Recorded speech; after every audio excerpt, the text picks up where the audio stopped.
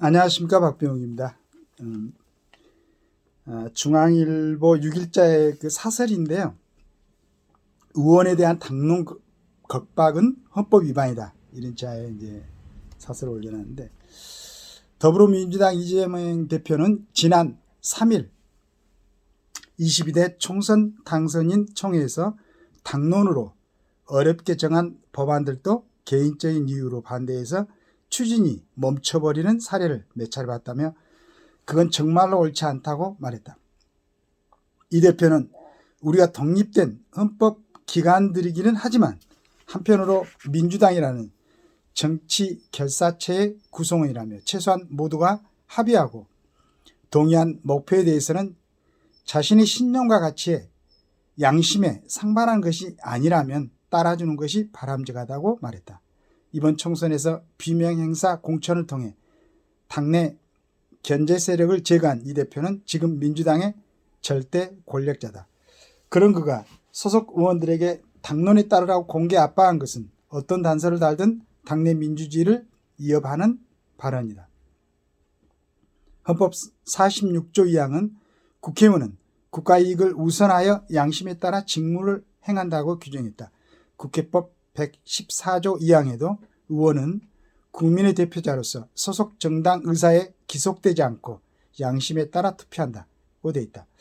의원에게 당론이라는 것은 어디까지나 참고사항일 뿐 당이 특정 의견을 의원에게 강요하는 것은 바로 헌법, 국회법 위반이다. 아마 이런 비판을 의식해 이 대표는 신념과 가치에 양심에 상반하는 것이 아니라면 단서를 단다하다. 그러나 의원이 당론에 저항한다면 자신의 신념과 양심에 충돌하기 때문이지 다른 이유가 뭐가 있겠나. 현 민주당의 권력구조상 이 대표 생각은 곧 당론이다.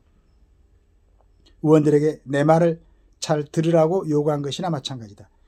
이재명 일극체제가 완성된 민주당은 명심을 받들어 일사불란한 총공세에 나설 태세다. 3일 단독 추대된 찐명 민주당 박찬대 신임 원내대표는 취임 일성으로 국회 법사위와 운영위를 민주당이 가져오겠다고 선언했다. 국회의장과 법사위원장은 1, 2당이 나눠 갖고 운영위원장은 여당 원내대표가 맡는 게 국회의 오랜 관리였다. 2020년 21대 국회 개원 때 민주당이 이런 관리를 깨뜨리고 전 상임위원장을 독식했다가 이듬해 서울 부산시장 보궐선거에서 패배한 뒤 1년 만에 국회 관리로 복귀한 전례가 있다. 이제 와서 민주당이 다시 법사위 운영위를 차지하겠다고 하는 것은 국민의힘에 대한 점령군의 선전포고로 비친다. 4년 전처럼 민주당이 단독 개헌을 밀어붙이고 전 상임위원장을 독식하는 사태가 재현될지도 모른다. 그래야 야당의 일반 독주는 총선 민의와 어긋난다. 민주당은 2020년 총선 압승 뒤 국회에서 힘자랑에만 몰두한 게 민심의 역풍을 맞았고 결국 대선 패배로 이어졌음을 명심해야 된다. 오만하면 반드시 심판받는다는 것은 집권 세력뿐만 아니라 거대 야당에도 똑같이 적용될 교훈이다.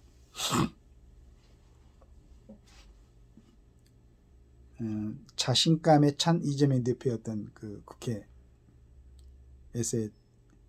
얘기했던 것 같은데, 이제 여기에 대해서 그 이번에 당선된 사람들 어떻게 반응하고 과연 헌법기관으로서 역할을 제대로 하는가는 이제 국회의원들이 갖고 있는 그 역량이 있죠. 자질 문제고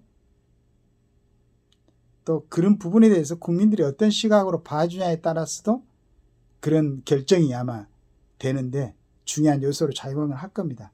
만약에 국민들이 지금 원칙, 그러니까 헌법 46조 2항이라든가 국회법 114조 2항에 대해서 기본적인 어떤 그 틀에 맞게 국회의원들이 행동할 것이라는 기대를 갖고 지켜보고 있다면은 이제 제대로 역할을 할 것이고, 그렇지 않고 그런 부분을 정확하게 보지 못하고 그렇다면 또 지금 중앙일보 사설에서 우려하는 것처럼 그런 현상이 벌어질 것이다 라는 생각을 합니다.